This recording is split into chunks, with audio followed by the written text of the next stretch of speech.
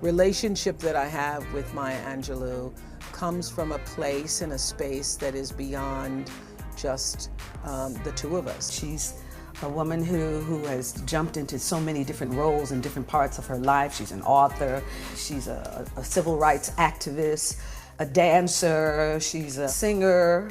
Dr. Maya Angelou is beyond the words pioneer. Maya Angelou's greatest accomplishment is really the fact that she has liberated herself enough to be able to tell the truth. It feels to me like she is a gift to me provided by a divine source, God. There's nothing I don't love about my life. It's a struggle, but that's life. That's why they call it life.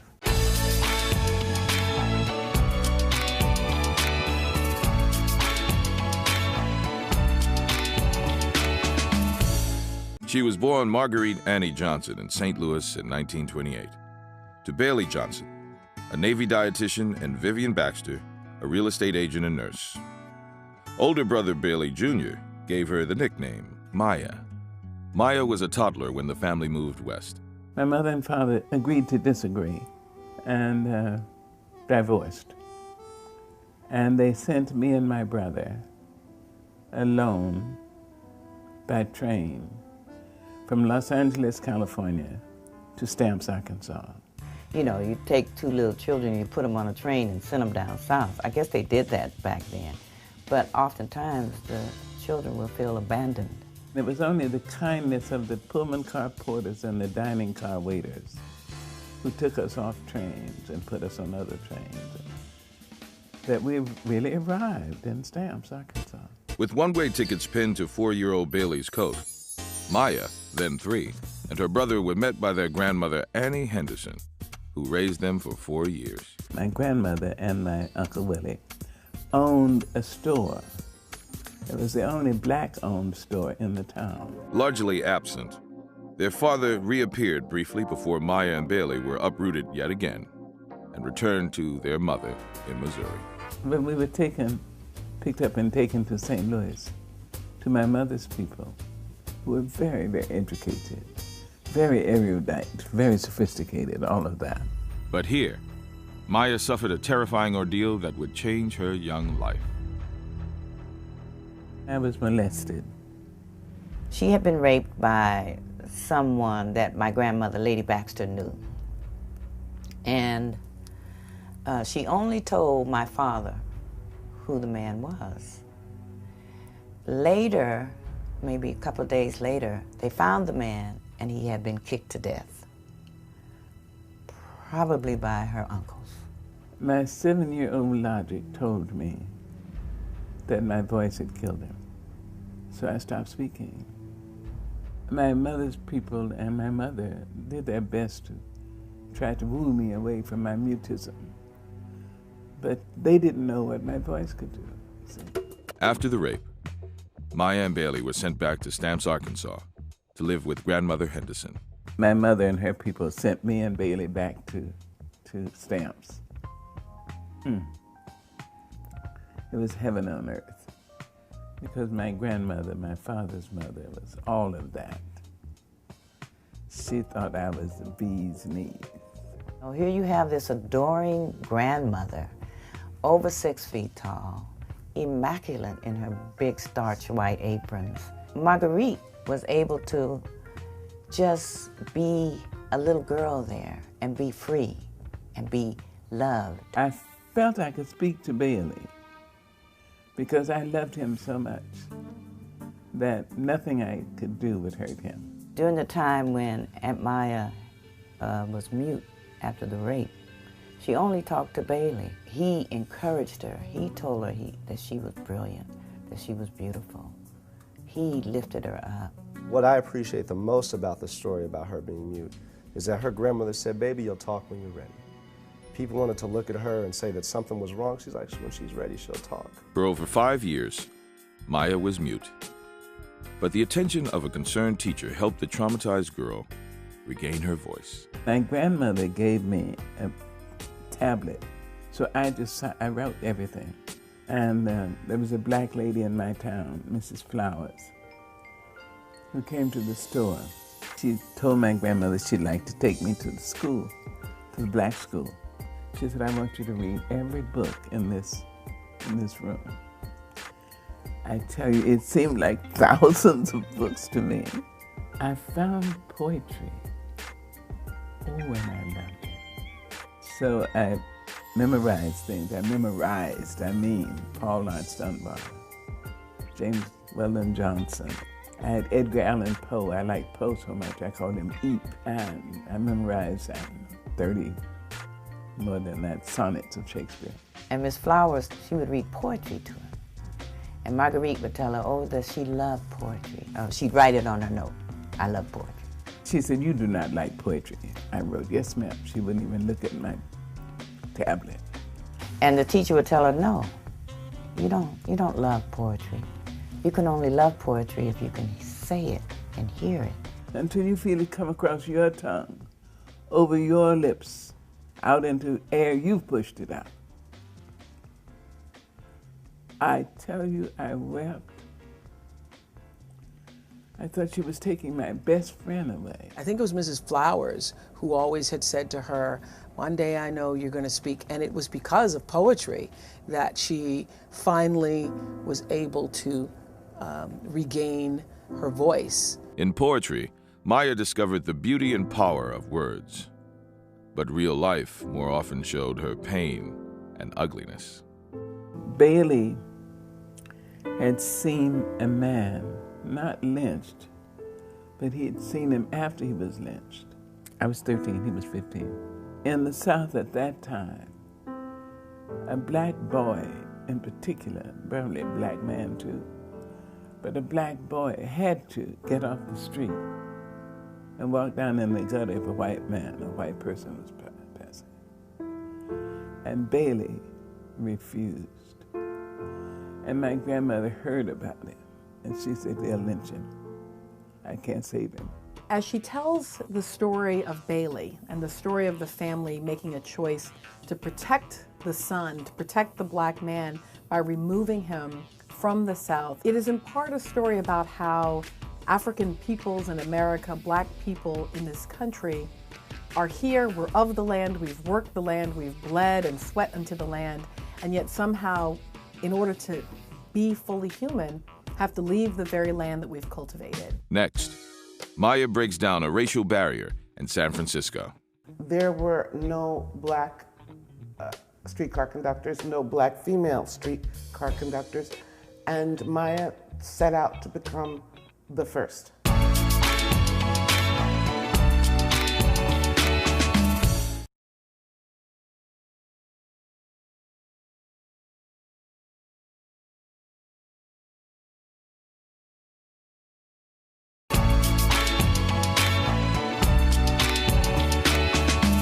Now a teen, and nearly to her 6-foot height, Maya and her family returned to California, where her boldness got her hired as San Francisco's first black streetcar conductor.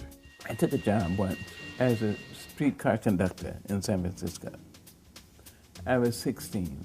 There weren't that many jobs that African-American women could get young at that time, but there were a few. There were no black streetcar conductors, no black female streetcar conductors, and Maya set out to become the first.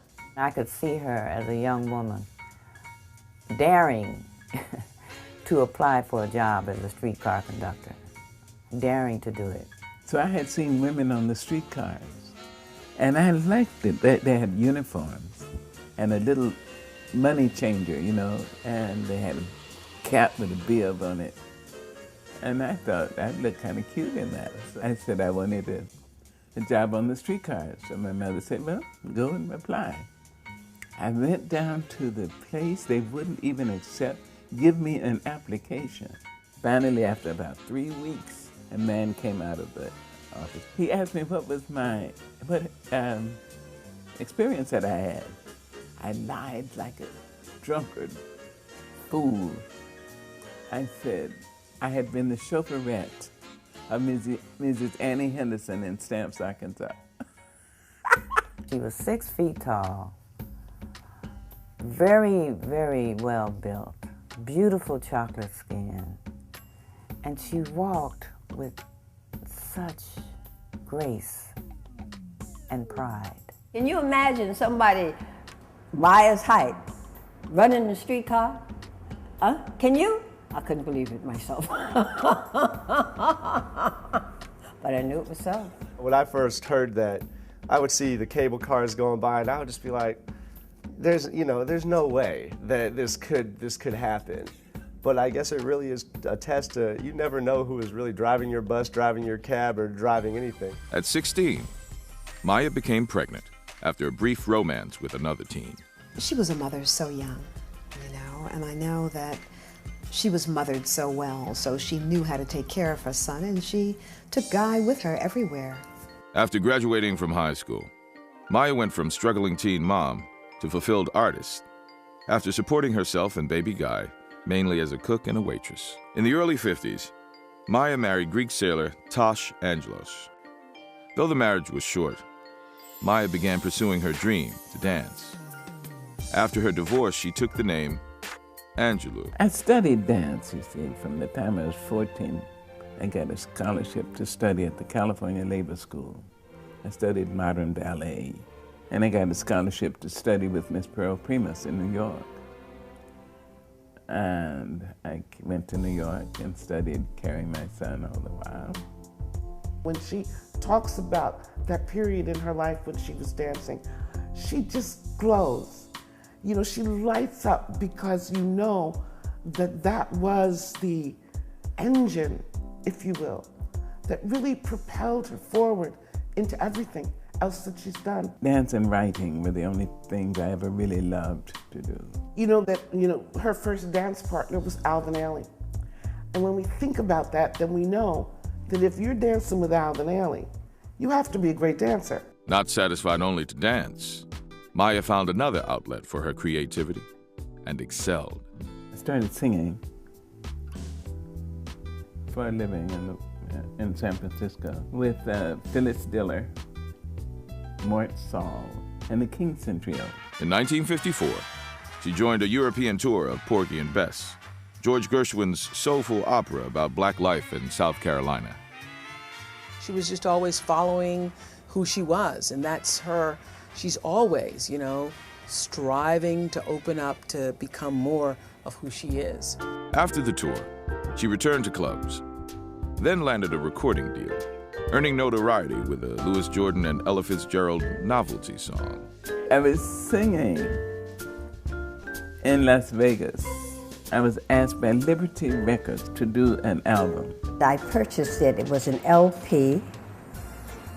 Very difficult to forget because she was wearing a long red dress. She was barefooted. She had a huge afro, and she was singing with a West Indian accent, Stone Cold Dead in the Market. Stone cold dead in the market, stone cold dead in the market, and I kill nobody but my husband. I love Maya the Calypso singer. Well, I'm a sucker for Calypso music. And I love it that she was the Calypso queen of the West Coast. The Calypso period was interesting. I was about 10. We were living in Los Angeles for a significant element of that. At that time, it was considered exotic. Her passion started, the dancing and the singing. And to see her today, what I want to know is, did she see that then? Did she see where she could go? Or where she was absolutely going? Or she was just an artist trying to feed her child and get some type of level of respect and maybe a modicum of success? Next, how Maya made her mark back east in New York. I said to myself, this is a woman to be reckoned with, and I'm staying away from her.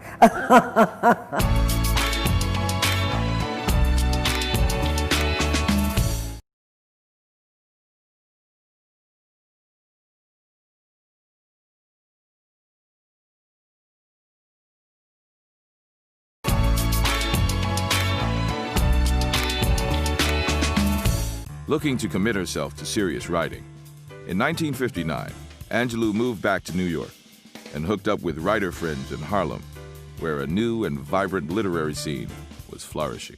Harlem has never been an exclusively black space, but it has been a uniquely black space, one that has had kind of an incubator for black cultural and artistic capacity. The authors who founded the Guild, which was Rosa Guy, Dr. John Henry Clark, John Oliver Killens, and Walter Christmas, they needed a hiding place where they could meet and hone their craft and learn from each other. She says that they would meet in someone's apartment and just be up all night, writing, exchanging ideas. When Maya Angelou engages in New York in the Harlem Writers Guild, particularly with men like Killens, who are very interested in writing things that are often grotesque and difficult. John, Maya says, really encouraged her to pursue her writing. Come to New York and join the Writers Guild. Come to New York, you'll find a community of black writers who will be there to support you. It was like coming home, is the way she's described the experience. It helped her to hone her, get her writing skills tight. In this crowd, Maya blossomed. She wrote, she sang at the Apollo Theater, and acted on stage in Jean Genet's The Blacks. The first day of rehearsal, she walked in with her very close friend, Abby Lincoln, and she towered over everyone and exuded a power that I had not recognized in anyone other than my mother. It was in her height, it was in her carriage, it was in her voice. And I said to myself, this is a woman to be reckoned with, and I'm staying away from her. She also became more politically engaged and worked for Dr. Martin Luther King Jr. in New York. When I was 14, my mother took the position of head of the Southern Christian Leadership Conference for Dr. Martin Luther King in New York.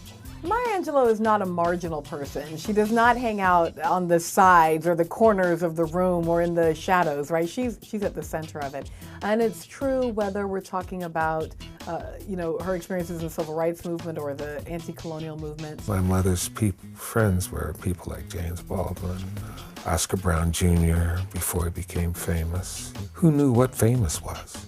Godfrey Cambridge was driving a cab when I met him. The only people who had any money were Sidney Poitier and Harry Belafonte. And the only reason I knew they had money was when Dr. King came to town and needed money. Those were the guys he went to. She's capturing and embodying a moment not unlike our own moment. The election of President Obama brought a variety of entertainers, show folk, people who were just on the edge of politics, fully into the political realm.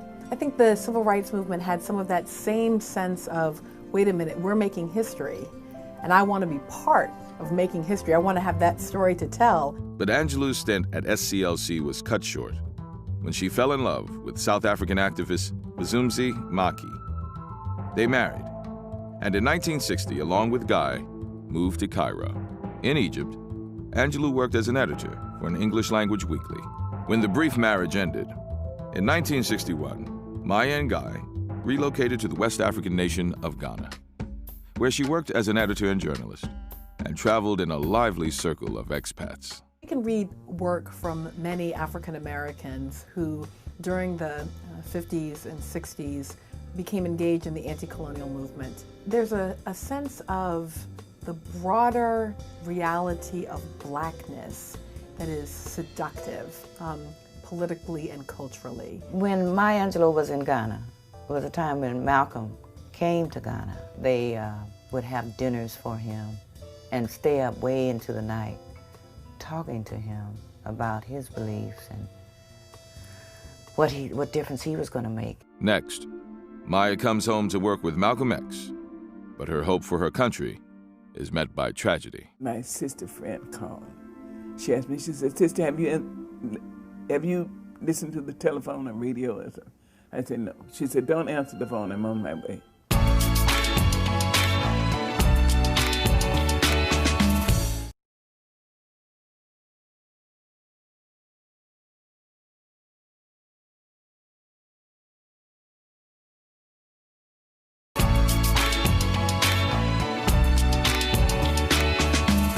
After more than 4 years in Africa, Angelou returned to the U.S. to find a very different country than she had left.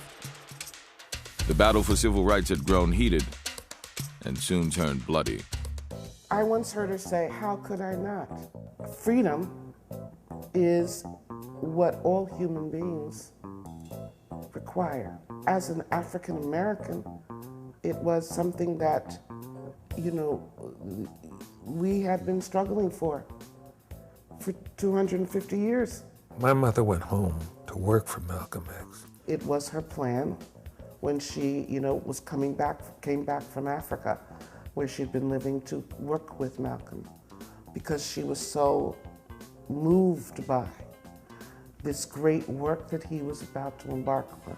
What's really beautiful about both of their lives is that they were very young activists. They lived purpose-driven lives. I came back to the States to work with Malcolm from Ghana.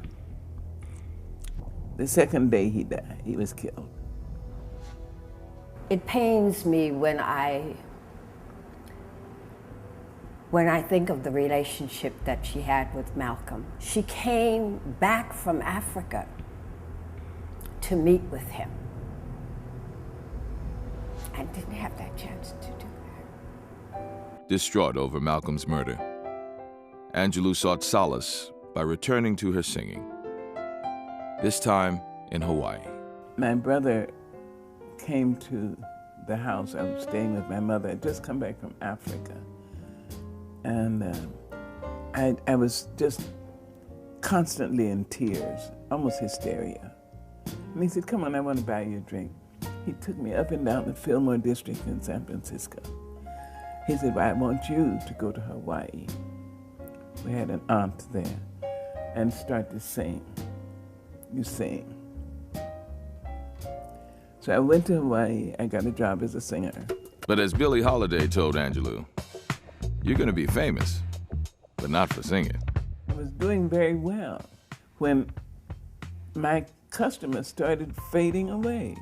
I wonder what on earth was that? Where are they going? I never thought my mother was a good singer because we knew so many people like Nina Simone, Ella Fitzgerald, Abby Lincoln. And when she was in Porgy and Bess, she was with people who had 2 octaves in their voice and could hold it for 60 seconds, you know what I mean? She was a great entertainer, though. Great. And so some guy at the bar said, "They got a real singer down the street, not you." So I went down, and the real singer stepped out on that stage, and she took it. The real singer was Della Reese. Della Reese could sing. Lord, and she was pretty. I went back to Los Angeles and decided to write. Re-energized from her time in Hawaii, Angelou returned to the mainland and vowed to help realize the visions of Malcolm X and Dr. Martin Luther King Jr. She got involved in the movement because, listen, they were there at a time when everybody who had anything to offer to our people and could be of use. She understood that she had a role to play and a responsibility to be involved in the civil rights movement. Her support of King, her marching. I think what Maya Angelou gave to the civil rights movement and that healing that took place during that period in this country is really not as well known as it should be. Oh, I have people who will tell you stories about her bravery, about her breaking through barricades to save people from police bullies, stories of her standing up to brute force to protect children, and really doing whatever it took to break through those barricades, those thick walls of racism. In 1968, Dr. King asked Maya to help with a march for the poor. She agreed, but with a caveat. Jimmy Baldwin was going to speak at Carnegie Hall with Dr. Martin Luther King. So Jimmy asked me and the family, he had a box. So we went, and everybody was great, of course, and Martin King, whoo, Lordy. When he spoke, that was it. I had worked for him years before. And Dr. King said, "Maya, I tell you, I would like you to come back with me for 1 month, just 1 month. I'm going to lead this march, this Poor People's March. So I need money. I'd like you to go around the country, go to every major city, go to every black church, and ask each preacher to give me just the collection of one day a year. And he said, black preachers love pretty women. And Jimmy Baldwin said, she'll go, she'll do it. And so I said, yes, okay. I said, the only thing is, I will do it after my birthday. I have to explain to everybody why I'm coming back with you for 1 month. My birthday is April the 4th. On April the 4th, I was cooking up the food for my party when my sister friend called.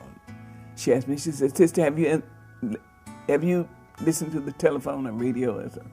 I said, no. She said, don't answer the phone, I'm on my way.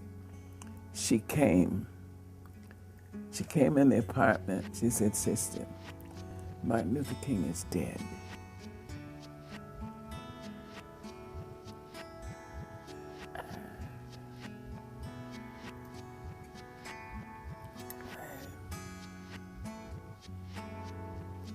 I tell you, it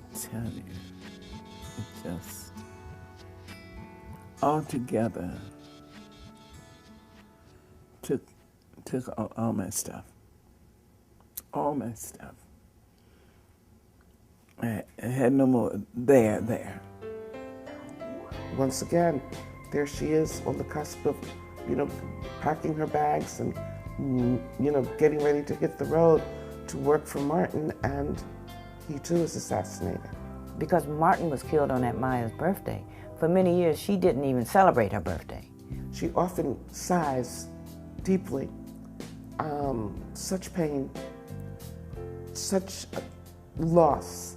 And she always talks about, we will never know, the potential of what might have happened. These people's death shattered our hopes. And hers as well. With now both Malcolm and Martin dead, Angelou and their widows formed a powerful and lasting friendship. Over the years, she and Coretta King developed a very close sisterhood. Miss Coretta was her sister friend, and that was her brother friend.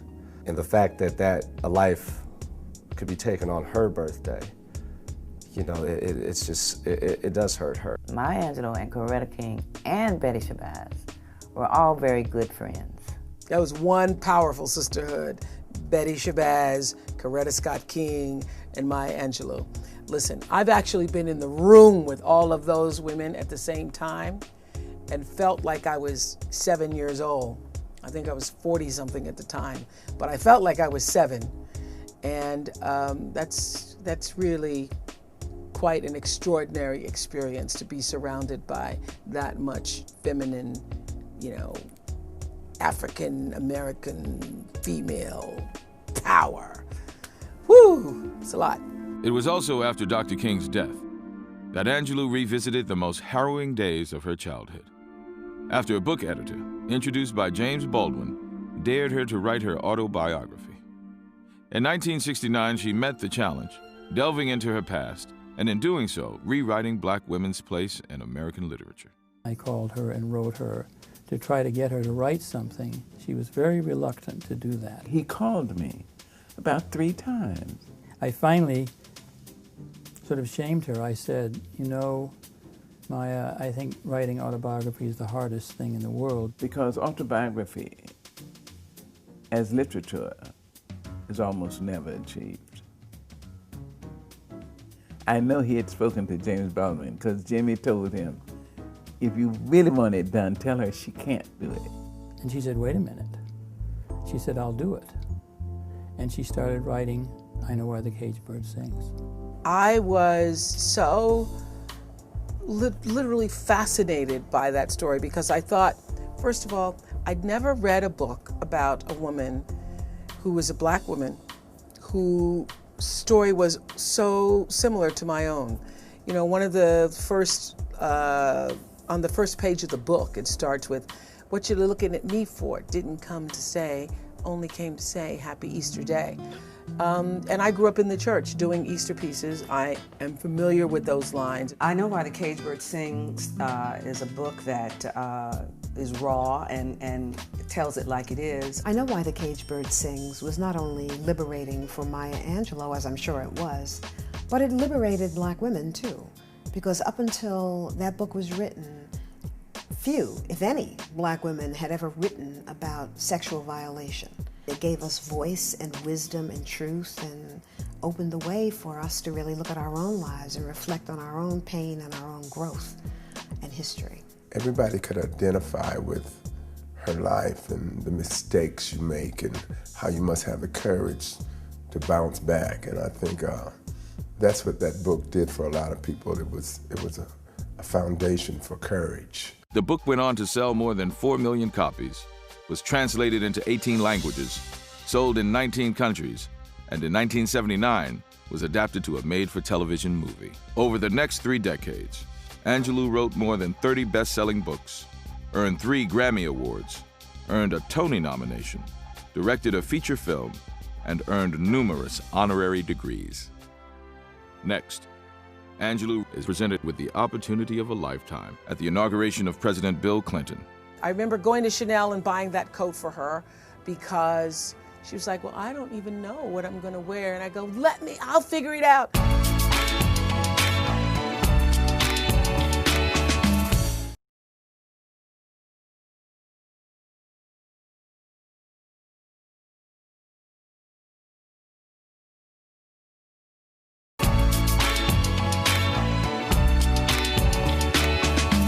Of all the titles she has earned, poet is how most of us think of Dr. Angelou.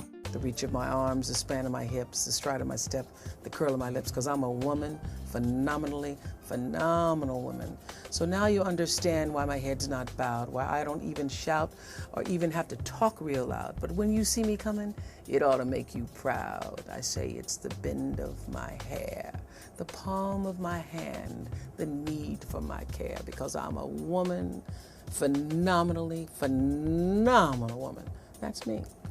I probably have done that poem, I would say, more than Maya Angelou. Maya, the poet, has, just blossomed and grown and created these poems that speak to our experience.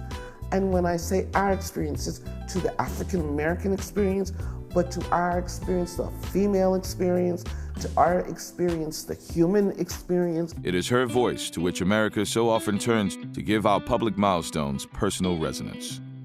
In 1993, the world watched as she read an original composition at the inauguration of President Bill Clinton, making her the first poet since Robert Frost to take part in that ceremony.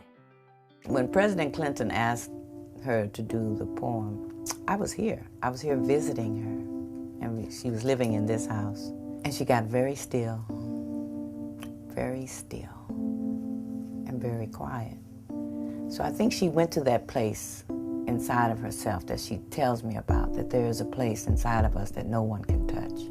I'll never forget that morning during the Clinton inauguration when Maya Angelou stepped to the microphone, to the podium, and recited On the Pulse of Morning, one of the most exquisite pieces of prose ever. I remember going to Chanel and buying that coat for her because she was like, well, I don't even know what I'm going to wear. And I go, I'll figure it out. And I bought that coat because I just wanted her to have some piece of me, some part of me to be, with her. Here, on the pulse of this fine day, you may have the courage to look up and out and upon me, the rock, the river, the tree, your country, no less to Midas than the mendicant, no less to you now than the mastodon then. Here, on the pulse of this new day, you may have the grace to look up and out and into your sister's eyes and into your brother's face, your country, and say simply, very simply, with hope, good morning. It said something about Bill Clinton to me, and I think to a lot of people, that he would invite Maya Angelou to take such an important play such an important role as his inauguration. And so many of us were very, very pleased about that. That platform, that exposure was larger than she'd ever had. Although the world knows her majestic voice, her elegant and imposing stature, family and friends know Dr. Maya Angelou as a loving and giving supporter, the ultimate friend and confidant. We started out as woman to woman and then grew into this spiritual bond of friendship, sisterhood, her being a mother, counselor, mentor for me. I know that she understands a mother's love, the love of a mother and giving a love to a mother. I know she understands that very deeply. And she called me one day and she just said, hello, darling girl. I can't do her voice justice. Hello, darling girl. I was just calling to see how is your heart. What a wonderful way to say, how you doing? She was just grandma. I don't even think I really recognized who she was as a world figure or artist or anything until maybe I was 13, 14 years old. Oftentimes, if I'm having trouble with a family member or one of my daughters is giving me a hard time, I'll call her and she says, well, if you need me, I'll fly to you. I'll be there. With her 2004 cookbook, Dr. Angelou showed off her excellent cooking skills and love for entertaining. Dr. Angelou is known for her almost like fireside chats, you know, where you sit around over some food. Everything happens around food with her. An invitation to Maya Angelou's home in North Carolina is the golden ticket. You're going to have fascinating people sitting at the table. Is there a better evening? I don't think so. I don't think so. In 1998, the first Maya Angelou Charter School opened in Washington, D.C., reaching out to troubled students. Recalling how education turned her life around, Angelou stays closely involved with the program. She's available for not only well-known people like Oprah Winfrey, who loves her beyond, she's available to the community, to people who we don't know, to people who aren't in the lights, whose names aren't in lights, who aren't, famous, but who have a worthy cause. At 81, Dr. Angelou shows no signs of slowing. She recently penned a book, Letter to My Daughter, compiling wisdom for the girl child she never had. I was one of the people she dedicated it to, and I didn't even know I was in it. It might not be what you need right this moment, but there's going to be a period in your life. There's going to be something that's going to happen where you're going to reach for that book and the answer that you need is going to be right there. Still growing and curious, Dr. Angelou is currently enrolled in divinity school. It's just so that I can be better, more giving, more wise. I think that's a great lesson for us all. For people who think I am all that, I am really good, I'm all set, I'm straight, that here she is still trying to be better, do better herself. Conquering abuse as a little girl in St. Louis and muteness as a young girl in Stamps, Arkansas, Maya Angelou became a dancer, singer, actor, activist, poet, author, teacher, student, friend, mother, grandmother, a survivor. With her life and words, she has inspired generations. Maya Angelou has given us, and what her legacy, will be, is that it's possible. Whatever it is possible. And because of Maya Angelou, we were able, and we as Black women have been able to be accepting of ourselves. I think she had a lot to do with that. Her legacy will be to live fully, even though you make mistakes, that it's good, you learn from your mistakes and you keep moving, and I think that you never, ever give up. You will still see her at a book signing, hold hands and hug for over an hour, when she should be home. But the fact that she is willing to put aside how she feels and what she's going through for others, that is Dr. Maya Angelou. The real legacy is how she moved people to a higher knowing of themselves. You just don't know all the lives that she has touched. And so the legacy is every life that was moved by her words, every life that was moved by her being here. So you can't write what that legacy is. we don't know what that legacy is. What do I love about my life? There's nothing I don't love about my life. It's a struggle, but that's life. That's why they call it life. When I see cruelty, that's unfair. That's nasty. Cruelty to anyone, just rude and stupid. But I don't see a lot of that, and if I do, I try to do something about it, rather than I don't just sit in the dark and curse the dark. I try to light a match. Mr. President and Mrs. Clinton, Mr. Vice President and Mrs. Gore, and Americans everywhere. A rock, a river, a tree, hosts to species long since departed, marked the mastodon, the dinosaur, who left dry tokens of their sojourn here on our planet floor. Any broad alarm of their hastening doom is lost in the gloom of dust and ages. But today, the rock cries out to us, clearly, forcefully, "Come, you may stand upon my back and face your distant destiny, but seek no haven in my shadow. I will give you no hiding place down here. You, created only a little lower than the angels,